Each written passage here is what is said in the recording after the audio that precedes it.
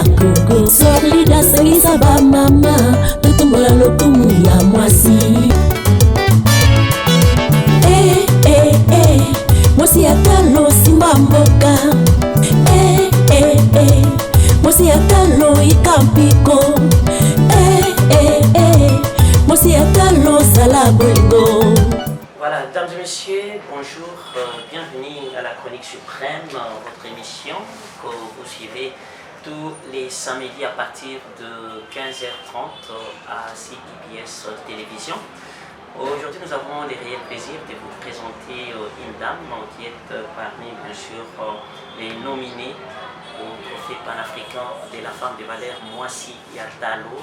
Je pense que vous qui êtes habitués de ces trophées, vous le savez bien que le 23 septembre, donc c'est 23 septembre ici, aura lieu la 5e édition de ces trophées. C'est un trophée panafricain, un trophée accompagné des cadeaux à la femme, un trophée panafricain, c'est-à-dire il y aura pas mal de femmes d'Afrique qui seront dans cette soirée, une soirée dite la soirée des galas, la soirée d'échange de vœux, d'échange bien sûr de cartes de visite. Donc il y aura toutes ces femmes qui ont excellé dans différents domaines. Aujourd'hui, nos yeux sont braqués sur une de ces femmes. Donc elle est congolaise, elle est de la République démocratique du Congo. Et puis, en outre, elle est aussi de la presse, parce qu'elle est notre consoeur, elle est de la presse écrite, elle a fait aussi des prouesses dans la presse écrite. C'est la raison pour laquelle nous nous sommes dit qu'on puisse avancer vers elle, faire des investigations, un peu des enquêtes, pour comprendre ce qu'elle est exactement, parce qu'il y a pas mal de ces femmes qui se présentent, ou de ces femmes-là, quand nous allons vers elles, elles ont pas mal de qualités, de dons, de poids et consorts, donc ça nous laisse toujours à bien sûr aller plus loin pour comprendre elles sont qui exactement. Là je suis en face de madame Grâce Israël Kangundu. Voilà, Kangundu. Bonjour madame. Bonjour monsieur le journaliste. J'espère que vous allez bien. Oui, ça va très bien. Je m'excuse d'abord parce que je vais massacrer les noms. Oui. Pour les gens qui ne connaissent pas madame Grâce Israël, elle est encore la fille du fait Ngike. Oui. Voilà, Ngike, c'est notre estimé confrère aîné, alors, qui était disparu dans des conditions là tragiques que tout le monde avait déplorées. Et je ne sais pas où nous en sommes avec ces procès. Tôt ou tard, les commanditaires seront toujours punis parce que nous sommes, il semblerait, dans un pays des droits. Là, je demanderai aussi au président de la République de ne pas laisser. Il faut que ces gens-là soient punis pour que nous ne puissions pas encore vivre ce genre de spectacle dans notre pays. Voilà, madame, la présentation, peut-être j'ai massacré les noms, essayez un peu de vous présenter. Qui êtes-vous exactement? Oui, merci beaucoup, chers confrères journalistes. Merci de venir vers moi.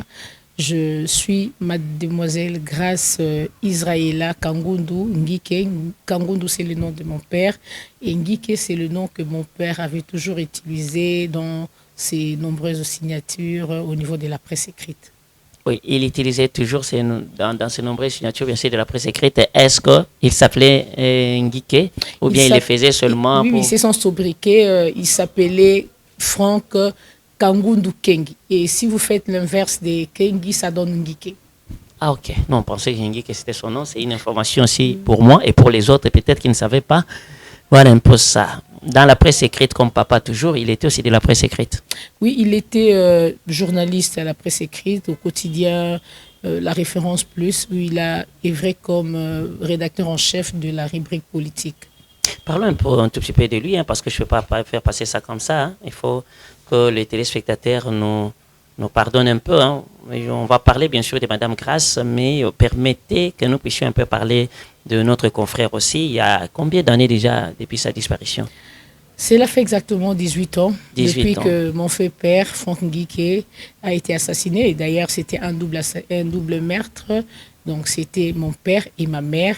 Et jusqu'aujourd'hui, il y a même un groupe de plaidoyer qui est mis en place par la famille et la référence plus, accompagné des organisations de défense des droits humains et des journalistes pour réclamer aujourd'hui la réouverture du procès Franck Nguiké après 18 ans. Et dites-moi un peu, assassiné, donc double assassinat, c'est parce que maman travaillait avec papa dans la presse écrite, ou alors c'est parce que papa se faisait accompagner toujours des mamans, et puis ou soit c'était une surprise de les rencontrer à deux, il fallait éteindre tous les deux parce que... Je ne sais pas si je dois appeler ça une coïncidence, mais je crois que cela a été écrit ainsi par le destin. Donc le jour où mon père a été assassiné, il était chef de l'édition. Il faisait le marbre au quotidien, la référence plus, il préparait l'édition. Donc, il a été rejoint par ma mère à la rédaction pour qu'ils rentrent ensemble à la maison.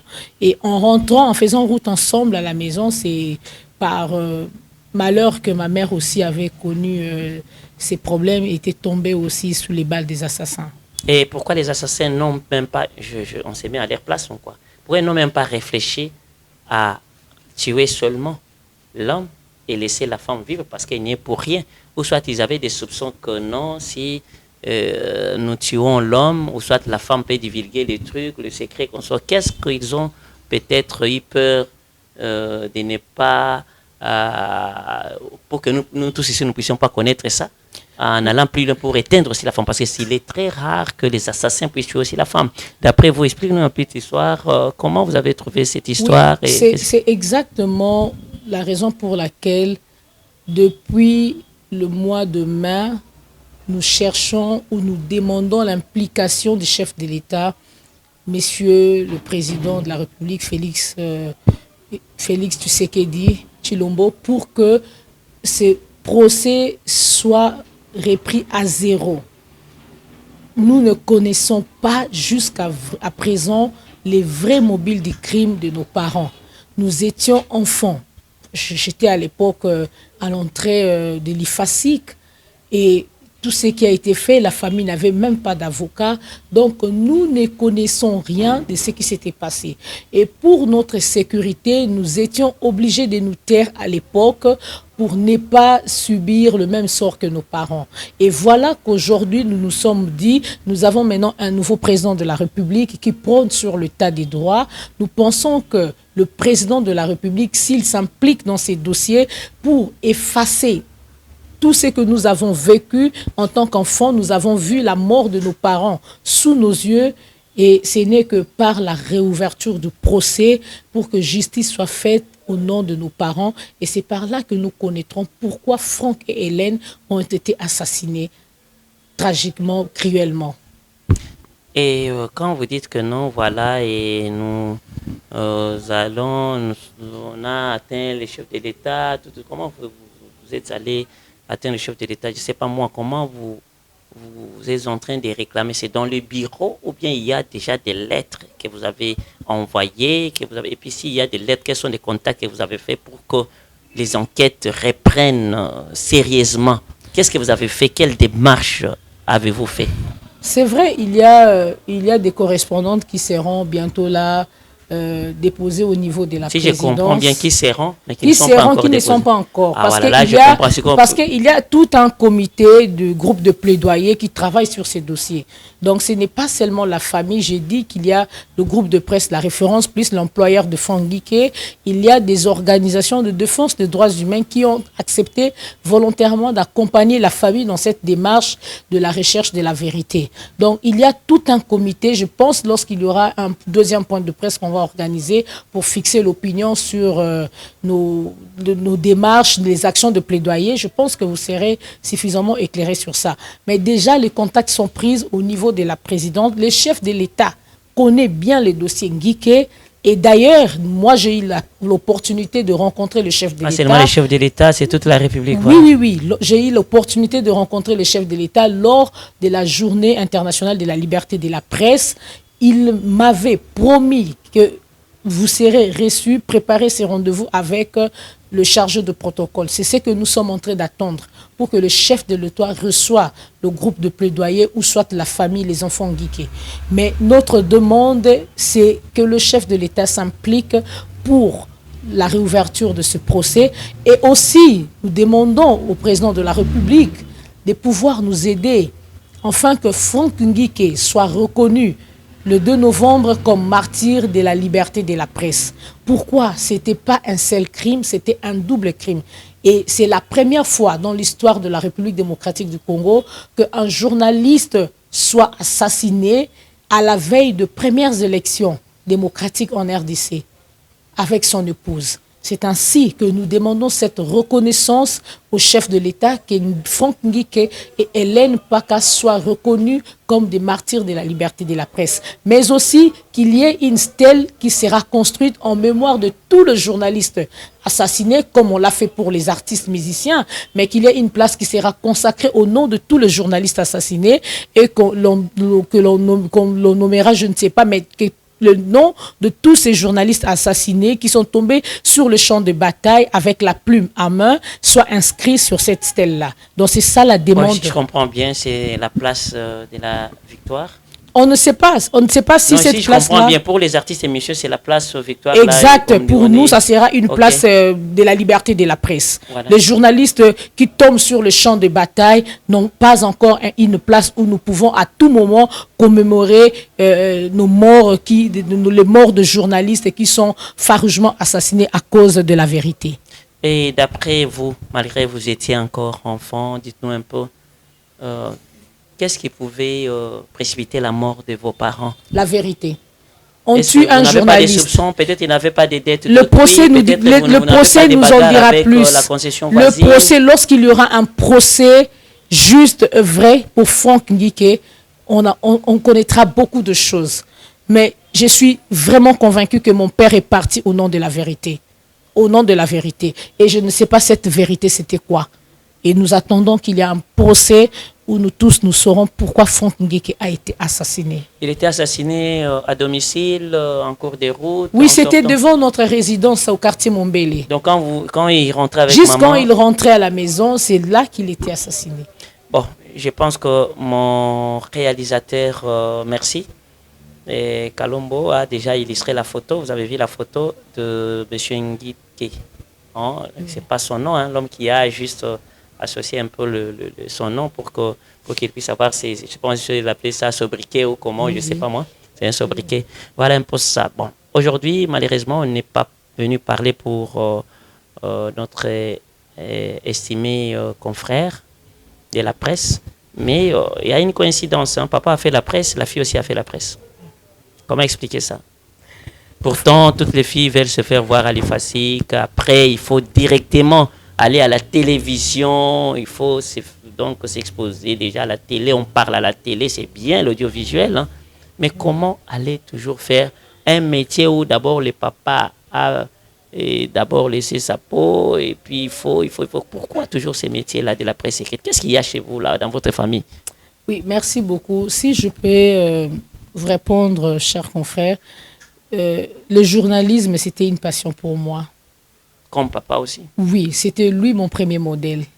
Quand je le voyais s'exprimer en français à la maison, quand je le voyais suivre les infos à la télévision, quand je le voyais passer tout son temps à lire les ouvrages, à écrire ses papiers, je disais, mais papa, moi je vais être comme toi.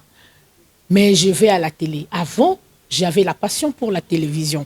Moi, je voulais devenir une star de la télévision. Et je crois...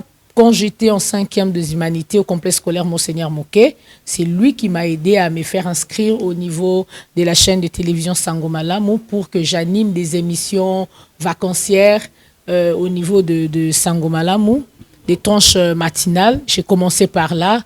Mais après, il me disait, Grâce, je suis convaincue de toi, je voudrais que tu sois comme moi. Et je ne comprenais pas pourquoi papa insistait que j'aille à l'IFASIC. Et après, je voyais des étudiantes, des jeunes dames qui sont aujourd'hui de grandes femmes dans la presse, qui venaient chez nous pour faire des travaux pratiques avec mon père. Et je disais aussi à mon père, oui, je vais aller à l'IFASIC. Et malheureusement, juste à l'entrée de l'IFASIC en 2005, mon père, après 5 jours, mon père a été assassiné. Mais je n'avais pas laissé tomber ce rêve-là. J'avais continué avec mon rêve. Et je croyais en mon avenir, même si j'avais beaucoup de difficultés. C'était un obstacle pour moi de continuer les études sans mes parents, mais j'étais déterminée que j'allais vraiment terminer mes études. Donc pour moi, c'est une question de passion. C'est pas que je voudrais venger mon père à travers la presse. Non, c'est vraiment une passion qui s'allume en moi. Et à tout moment, je me dis, ma vie, c'est les écrits. Ma vie, c'est écrire. Bien que c'est un secteur où les femmes ne veulent pas trop se plonger dans la presse écrite. Mais moi, je me dis, mon domaine, c'est la presse écrite. Je suis femme des médias, mais ma particularité, c'est la presse écrite. Les femmes sont toujours bourrées de talents, elles ont d'autres facettes qu'on ne maîtrise pas et qu'on sort. Est-ce que vous pouvez vous présenter exactement qu'est-ce que vous faites? Quels sont les talents que vous avez, hormis la presse? Quels sont, bien sûr, le métier que notre invité d'aujourd'hui pratique? Quels sont Essayez un peu de nous expliquer qui êtes-vous et juste. Ici, d'abord, nous connaissons que notre invité a appris et puis elle a les talents d'écrire. Son modèle, c'était son papa et consort. Explique-nous encore les restes. Qu'est-ce que madame fait autre à part la presse écrite? Les restes, je suis activiste de droits de femmes et de la jeune fille. Je me suis jetée dans la société civile. C'est aussi par passion. Cette passion est venue quand j'ai commencé à travailler au niveau de l'agence congolaise comme syndicaliste. J'avais toujours cette habitude de défendre les autres, de défendre les faibles. Pour moi, je ne voulais pas voir une femme marginalisée, discriminée. Et c'est ce qui m'a poussée à intégrer la société civile. Et au sein de la société civile, je travaille comme activiste de droits de la femme et de la jeune fille. Donc, je milite pour lutter contre la discrimination, plaider pour des femmes qui sont marginalisées au sein de la société. Bien évidemment, au niveau de la COFEP, mon association qu'on appelle l'Association congolaise des femmes journalistes de la presse écrite, où je travaille pour revaloriser les statuts de la femme de la presse écrite. Même cette femme de la presse écrite a toujours été marginalisée par rapport à son collègue de l'audiovisuel. Moi, j'ai subi ces cas plusieurs fois quand j'étais journaliste et reporter. Vous allez dans une activité sur terrain, les autorités politiques préfèrent les femmes de la télévision et vous de la presse écrite, on vous dit non, attendez, on préfère d'abord recevoir celle de la télévision. Donc c'est une marginalisation, c'est une discrimination, alors que la presse écrite, pour moi, c'est la presse mère. Les autres médias sont nés de la presse écrite et on ne pouvait pas discriminer de cette manière, et surtout encore les femmes. Et en dehors que de femmes, ces femmes soient discriminées par des autorités politiques, elles sont aussi discriminées par leurs collègues masculins. Vous voyez, le papier d'une femme, un article écrit par une femme peut être lu à 7 reprises, alors que le papier écrit par un homme est directement classé pour être publié plus tard. Pourquoi cette discrimination? Qui vous dit que les femmes sont moins intelligentes que les hommes? Non. Et c'est comme ça que je me suis levée dans cette bataille pour défendre la cause de femmes marginalisées dans la presse écrite, mais aussi au niveau de la société pour lutter contre les violences basées sur le genre dans les médias et aussi dans la société. Vous avez encore une idée sur d'autres femmes qui écrivent aussi, qui adorent aussi faire la presse écrite, qui sont amoureuses aussi de la presse écrite? Voilà la raison principale de mon combat aussi. C'est susciter le goût. Parce qu'il y a un problème. J'ai animé des séances de monitoring récemment à l'IFASIC où j'ai échangé avec plusieurs étudiantes. Je leur ai posé des questions. Pourquoi voulez-vous faire le journalisme? Quel est votre modèle? Les modèles, c'était des grandes dames de la télévision que vous connaissez. Les filles ne m'ont pas cité le nom d'une seule femme de la presse écrite. C'est-à-dire, déjà, être femme dans la presse écrite, c'est travailler dans l'anonymat. Nous sommes des héroïnes dans l'ombre, on n'est pas connus. Et pour moi, ça me donne... Et comme à Kinshasa, les gens lisent aussi difficilement. Difficilement, voilà, il n'y a pas vraiment une culture de la lecture. Donc, c'est difficile qu'on puisse connaître les femmes qui écrivent. Ben, aujourd'hui, on peut connaître avec les avancées de la nouvelle technologie. Toutes ces femmes-là sont maintenant sur Facebook, ils sont dans les différentes plateformes de réseaux sociaux. On peut connaître les femmes de la presse écrite. Mais avant, nous avons eu des pionnières. Lutaï Kanza, qui fut la première femme qui a travaillé dans la presse écrite à l'époque elle était speakerine à l'OZRT. Quand elle a vu qu'il n'y avait aucune femme qui travaillait dans la presse écrite, il n'y avait aucun papier sur le genre, qui défendait le genre, qui défendait les femmes. Cette femme avait laissé la télévision pour se jeter à la presse écrite et défendre la cause de la femme. Et en dehors d'elle, il y a des femmes comme Madame Lissibo Keme, Madame Augustine Bandi, Madame Tekitila, Madame Dina Bouake. Ce sont des femmes qui ont marqué la plume congolaise, mais on n'a jamais parlé de ces femmes-là. Mais du moins, au niveau de la COFEP, nous avons eu déjà à reconnaître ces femmes en 2018. Elles avaient reçu le trophée Lutaï Kanza. Elles ont été reconnues. Maintenant, le grand problème, le combat que nous devons mener, moi, au niveau de la COFEP, avec mes collaboratrices, c'est de vendre l'image de ces femmes-là pour susciter le goût du métier à la nouvelle génération qui se trouve à l'école de journalisme.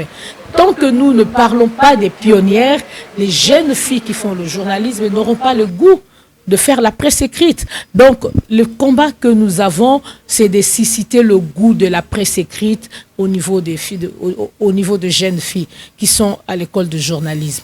Parce qu'elles ont un prétexte que la presse écrite est difficile.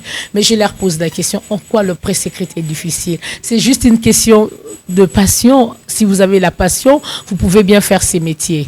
Donc, nous n'arrêterons pas. Chaque année, chaque trimestre, nous travaillons sur des monitorings pour chercher à convaincre les jeunes filles à embrasser d'abord la presse écrite avant d'aller faire d'autres médias. Tout n'est pas paradis, madame. Il y a toujours un besoin quelconque. Oui, on est intelligente, oui, on a la passion et consort, mais les moyens, c'est ça le problème. Où puisiez-vous les moyens? Et si vous n'en avez pas, où est-ce que vous tendez la main? Ou soit la caméra est là. À qui est-ce que vous pouvez parler? Quelle société? Quel organisme? Quel, je ne sais pas moi, gouvernement, notre gouvernement ici qui ne répond presque pas aux demandes, parce qu'il vous faut vraiment des moyens pour réussir votre entreprise et consorts. Voilà, dites-moi quelque chose et puis regardez la caméra. À qui pouvez-vous vous adresser en ces moments ici pour avoir des moyens? Il y a des organisations internationales qui tendent toujours la main aux ASBEL, aux ONG locaux. Et je dois le reconnaître qu'au niveau de la COFEP, nous avons connu plusieurs financements avec Internews, avec le Centre Carter, avec la MONUSCO, avec certaines ambassades accréditées ici en République démocratique du Congo. Donc, quelque part, nous sommes soutenus, bien que ces financements n'arrivent pas chaque jour, mais du moins, lorsque nous avons de grands projets, nous sommes toujours soutenus par ces bailleurs de fonds pour atteindre nos objectifs. Les gouvernements congolais, non, pas encore. On a l'accompagnement du gouvernement congolais, c'est ce qui est important pour moi. C'est surtout lorsque nous organisons des activités et entrer avec l'éducation, lorsque nous allons sur terrain pour sensibiliser les écolières et les écoliers sur les violences basées sur le genre. Donc, on a toujours eu l'accompagnement du gouvernement. C'est tout ce que nous désirons avoir au niveau du gouvernement, c'est leur accompagnement, d'être avec nous présents lorsque nous descendons sur terrain. Voilà, lorsqu'on vous a dit que l'équipe organisatrice du trophée panafricain de la femme de valeur Moissi Atalo a pointé, a braqué ses yeux sur vous, qu'est-ce que vous êtes dit? Voilà, Bangope Banani Lissousou, est-ce que vous avez une idée sur le trophée panafricain de la femme de valeur? Je n'ai aucune idée, c'était une surprise pour moi. Et du coup, j'avais remercié le Seigneur. J'ai dit, Seigneur, regarde ce que je fais. Je ne sème pas au sol, mais c'est quand même une bonne réaction de la part des autres qui voient le travail que je suis en train de faire pour la femme congolaise. Donc pour moi, c'était une très bonne nouvelle. Et lorsque vous m'aviez demandé de vous accorder cette interview, c'était vraiment avec plaisir parce que j'aime faire connaître ce que je fais pour les autres, afin que la nouvelle génération soit que la nouvelle génération soit convaincue du travail que nous sommes en train de faire pour que la relève soit assurée. Ok. Avez-vous aussi un modèle dans votre métier? Oui. En dehors de mon père, il y a le professeur Arlette Massamouna. Je ne parlerai pas des modèles parce que je me dis, le premier modèle pour moi, c'est mon père, mais j'ai des mentors.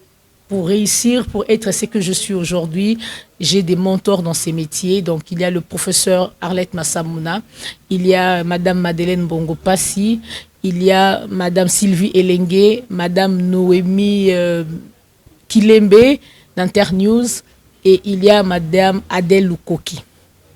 Qu'est-ce qu'il y a d'intéressant dans la presse écrite? Ce qui peut intéresser les autres, peut-être les filles des Lifasiques qui adorent toujours paraître à la télévision et consorts. Intéressant dans la presse écrite, c'est exprimer ses pensées à travers les écrits.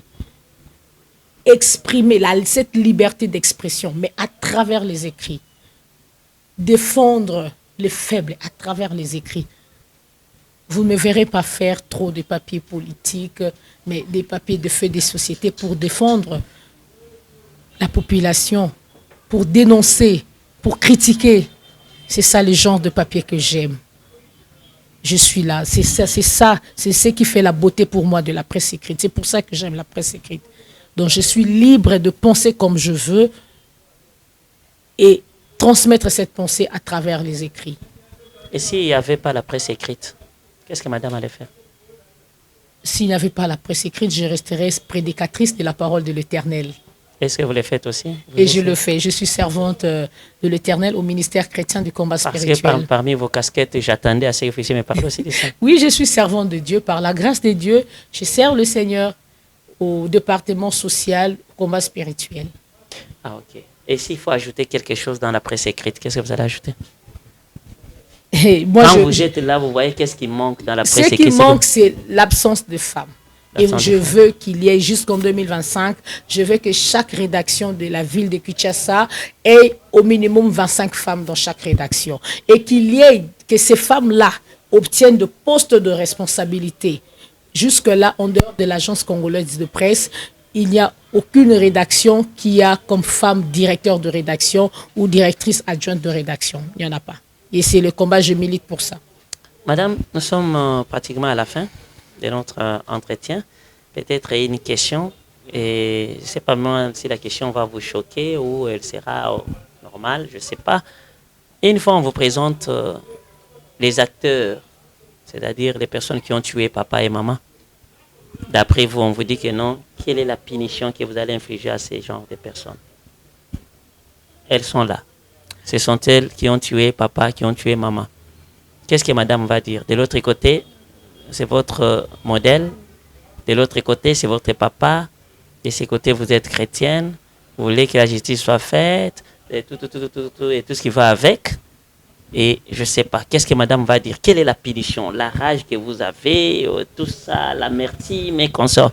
Vous direz quoi? Qu'il subisse aussi la mort, la peine capitale, qu'il soit puni en exemplaire, qu'il soit, je ne sais pas moi, au cachot jusqu'à perpétuité, je ne sais pas moi, quoi exactement? Oui, merci beaucoup. C'est une question très pertinente pour moi.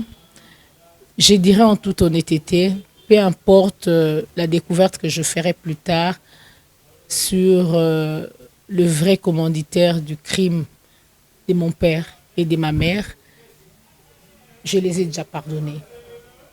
Depuis le jour où j'avais reçu Jésus-Christ comme Seigneur et Sauveur, j'ai pris la décision de pardonner tous ces assassins.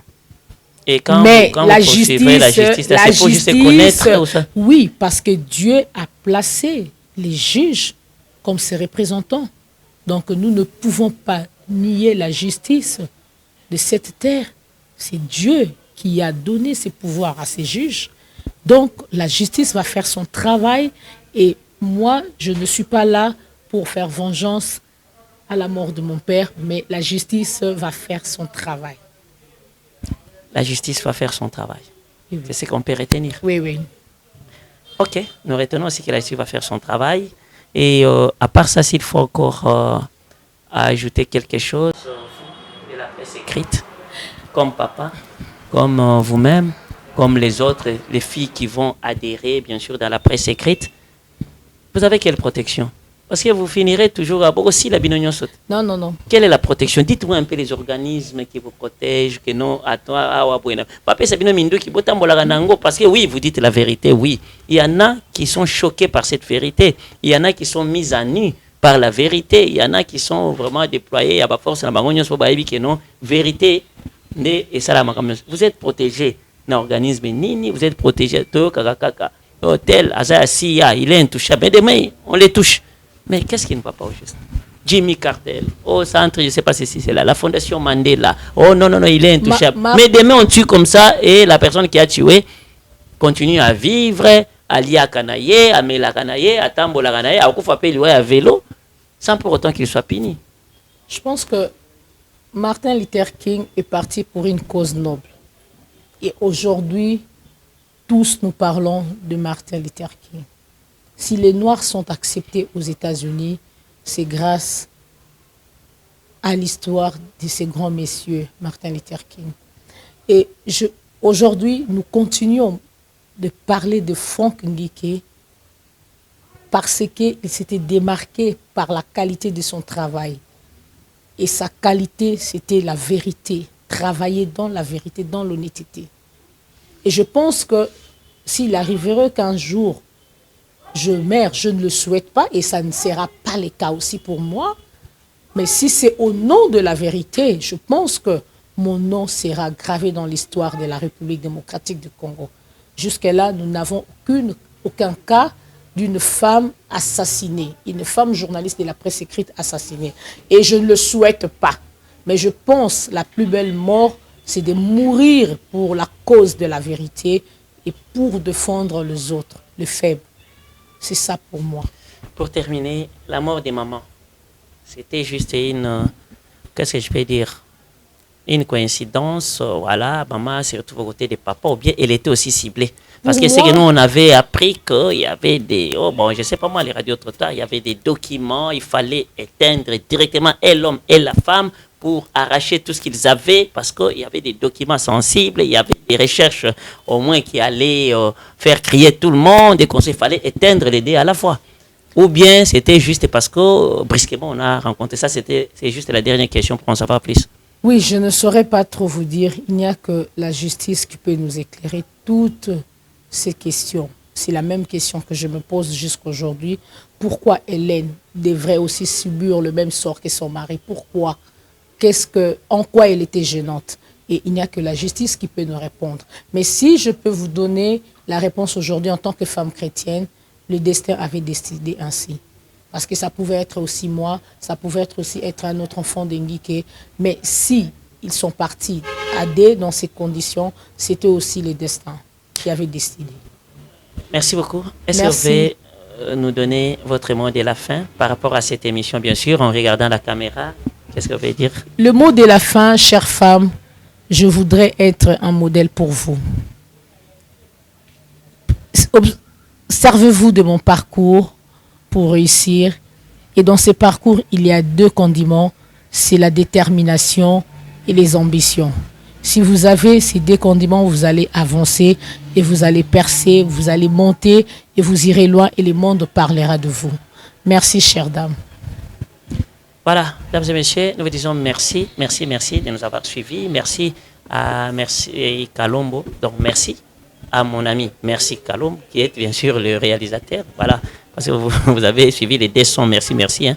Donc, merci du remerciement et merci aussi les prénoms du réalisateur de cette émission. Nous vous disons un grand, grand, grand merci de nous avoir suivis et à la prochaine, je pense que vous allez encore avoir les images de notre invité de ce soir. Je ne sais pas, peut-être dans la salle, qui sait. Mais sinon, retenez que le 23 septembre, c'est la 5e édition du Trophée panafricain de la femme de valeur. Moi, si, il y a Talo. Voilà. Au revoir. Bye bye. Bamama tozala bomoko totumbola mindeli ya kongo.